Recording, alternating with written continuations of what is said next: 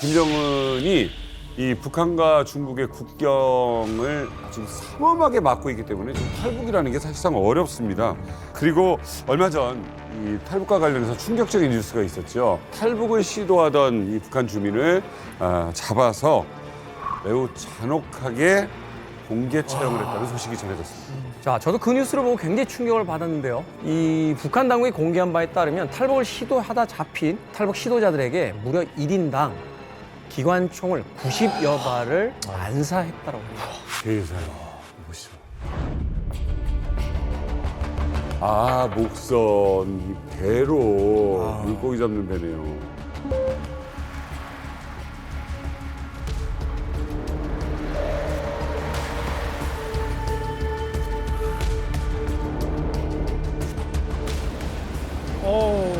동해 쪽은 바다에서 모서리 험하니까.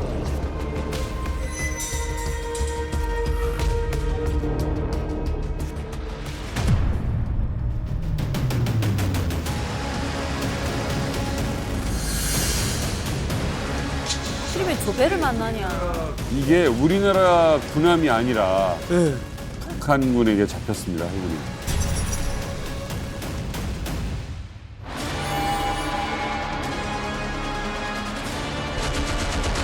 노래 좋아하는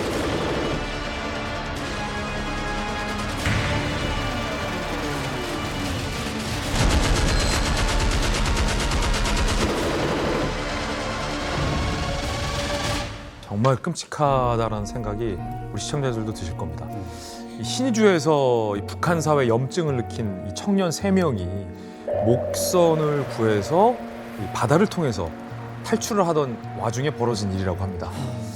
이 3명의 청년이 의기투합을 한 거예요. 어렵게 이제 목선을 구해서 탈북 루트를 정하고 탈북 날도 잡았는데 하필 탈북하기로 한 날 바다에 안개가 너무나 자욱하게 끼던 날이었어요.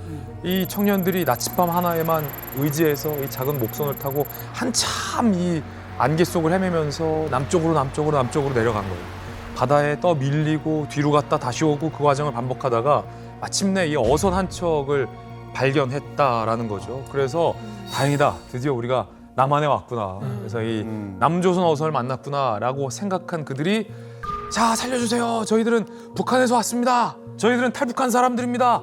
살려달라라고 절박하게 외쳤는데 불행히도 남한 어선이 아니라 북한 경비정이었다. 결국 이 청년들은 바다 한가운데서 북한 경비정에게 체포되고 맙니다. 자, 이 나라를 배신했다는 제목으로 끌려와가지고 공개 처형을 당했는데, 그러니까 1인당 기관총 90발을 쐈다는 것은 그러니까 시신이 그냥 막말로 갈기갈기 찢겨졌다는 뜻이에요, 이게요. 그러니까 그리고 또 전 그 개인적으로 굉장히 이게 인간적으로 이렇게 하면 안 된다는 게 뭐냐면 입에 재갈을 물렸다고 하거든요. 그러니까 입에 재갈을 물린 다음에 기관총 90발을 쏜 다음에 이런 탈북자는 이 땅, 북한이죠. 묻힐 권리가 없다라고 하면서 형체 없이 정말 갈기갈기 찢겨진 시신들을 모아가지고 다 불에 태웠다고 하는데 교통사고를 목격한 사람들도 이제 평생 트라우마를 겪게 됩니다. 근데 눈앞에서 시신이 갈기갈기 찢기는 그런 모습을 본 사람들 기절하고 그렇죠. 정말 평생 아마 트라우마를 안고 살아갈 거예요.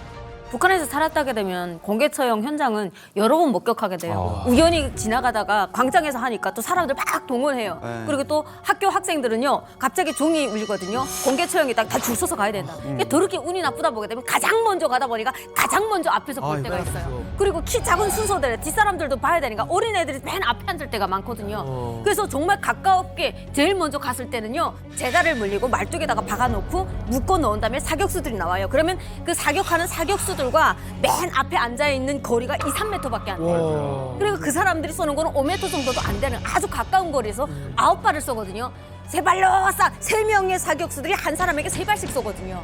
그래서 따당따당 해서 그 9발도 정말 처참한데 그걸 봤던 사람들은요, 그 화학 냄새하고 그다음에 그 피 비린내, 그다음에 피가 이렇게 팡 이렇게 뿜잖아요.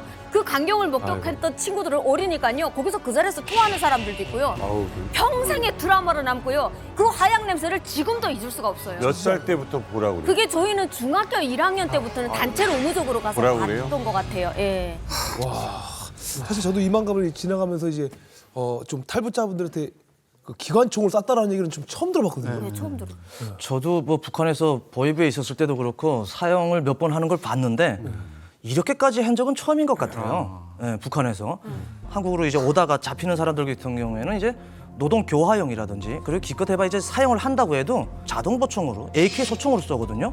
근데 90발 기관총으로 난사했다는 거는 이제 우리가 잘 알고 있는 장성택 숙청할 때 그럴 때나 이제 뭐 그 기관총으로 90발씩이나 쏘지. 그리고 또 반국가 음모죄라든지 이런 죄가 어마어마한 대상들을 갖다가 그렇게 하는데 탈북을 시도했다라는 그 하나 가지고 90발을 쏘는 건 저도 처음 보는 거라서 진짜 북한에서 김정은이가 우리 대한민국에 대해서 이제 상상도 하지 말라라고 하는 것 같아요. 제가 보니까. 지금 저도 좀 그렇게 생각하는 게 사실은 이게 일반적인 상황과 비교해 보면 너무나 극단적이잖아요. 그렇죠. 근데 그 사이에 변한 게 뭐가 있었을까 생각해 보면 그 전까지만 해도 남과 북은 그래도 한 민족이다. 하지만 네, 특수관계에 있다 그랬는데 최근에 이제 김정은이 뭐라 그랬습니까? 두 개의 나라고 그나마 그것도 적대국이다.